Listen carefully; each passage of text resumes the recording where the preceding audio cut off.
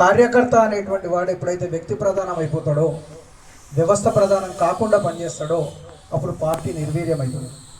Party కార్యక్రమాలు ఎన్ని చేసినా కూడా, వందల కార్యక్రమాలు మనం చేసుకుంటూ పోయినా కూడా వ్యక్తి ప్రధానంగా నడిస్తే పార్టీ మనుగడ సాధించేటువంటి పరిస్థితి లేదు. ఇది మనం గుర్తెరగాలి.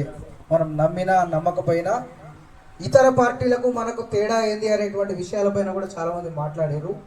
మనము నిస్వార్థంగా పనిచేసినాము. నిస్వార్థంలోనే నీ స్వార్థం ఉంది. నిస్వార్థం అనే పదంలోనే నీ స్వార్థం ఉంది. అంటే పార్టీకి స్వార్థంగా పనిచేయాలి, సమాజంలో నిస్వార్థంగా సేవలు అందించాలి. అట్లాంటప్పుడే భారతీయ జనతా పార్టీ అధికారంలోకి వచ్చేటువంటి అవకాశాలు ఉన్నాయి ఈ రోజున అనేటువంటిది మనం నమ్మలేనటువంటి నిజం.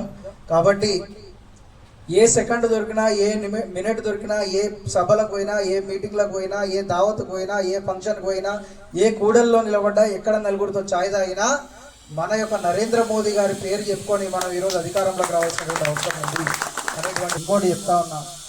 బాధ్యతలు తీసుకొని బాధ్యతాయుతంగా పనిచేసినప్పుడే మనకు ఎదగడానికి కానీ, పార్టీ మనుగడ సాధించడానికి కానీ, అధికారంలోకి రావడానికి కానీ ఆస్కారం ఉంది తప్ప ఈరోజు విషయాలు ఏ రకంగా జరుగుతున్నాయి అంటే 365 రోజులు 24/7 భారతీయ జనతా పార్టీ కార్యకర్తలు భారతీయ జనతా పార్టీ జెండాని నిలబెట్టేందుకు, ఆ జెండాని రెపరెపలాడించేందుకు మనం కష్టపడతా ఉన్నాం.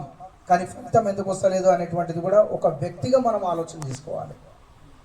అంటే మనం ఎక్కడో పొరపాటు చేస్తున్నామా, మనలో ఏమైనా లోపం ఉందా, ఉంటే కనుక ఏ రకంగా సరిదిద్దుకోగలుగుతాం, ఏ రకంగా మనం ముందుకు వెళ్ళగలుగుతాం అనేటువంటి విషయాన్ని మనం పార్టీని కాపాడుకోవాల్సినటువంటి అవసరం ఉంది.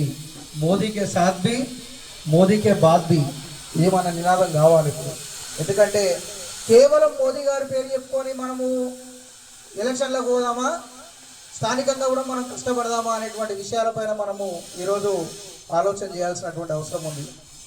ఏ రకంగా ఏ దేశం ఎట్టుపోతుంది, రాష్ట్రం ఎట్టుపోతుంది, జిల్లా ఎట్టుపోతుంది, మన ప్రాంతం ఎట్టుపోతుంది అనేది మనం ఫస్ట్ పట్టించుకోం. మన ప్రాంతంలో సమస్యలు ఏమున్నాయి, మన ప్రాంతంలో మనకు సంబంధించినటువంటి నాయకులు ఎవరెవరు ఉన్నారు, మాజీ కార్పొరేటర్లు ఎవరున్నారు, మాజీ వార్డు మెంబర్లు ఎవరున్నారు, మరి పార్టీ స్థాయిలో ఏమైనా చెప్పగలిగితే చెప్పేటువంటి నాయకులు ఎవరున్నారు, వారందరికీ ఆ విషయాలు చెప్పి ఒక క్రమబద్ధమైనటువంటి పద్ధతిలో మనం కార్యక్రమాలు చేసుకుంటే మాత్రం మన పార్టీని మించినటువంటి పార్టీ బోడుప్పల్లో లేదు అని నేను అనుకుంటున్నా. ఎందుకంటే దానికి సాక్షాత్కారంగా మనము ఎంపీ గారిని గెలిపించుకున్నాం. మన బోడుప్పల్ చరిత్రలోనే మొట్టమొదటిసారి మనకు చెప్పుకోవడానికి ఒక ఎంపీ గారు ఉన్నారు. ఇప్పుడు ఆ ఎంపీ గారిని ఆసరాగా చేసుకొని, ఎంపీ గారిని ముందు పెట్టి మనము ఎన్నో కార్యక్రమాలు చేయొచ్చు, కార్యక్రమాల్లో విజయవంతంగా పూర్తి చేయొచ్చు. మరి అదేవిధంగా కార్పొరేషన్ ఎలక్షన్స్ నుంచి ఎమ్మెల్యే ఎలక్షన్కి మన ఓటు శాతం పెరిగింది, ఎమ్మెల్యే ఎలక్షన్ నుంచి ఎంపీ ఎలక్షన్కి గణనీయంగా పెరిగింది.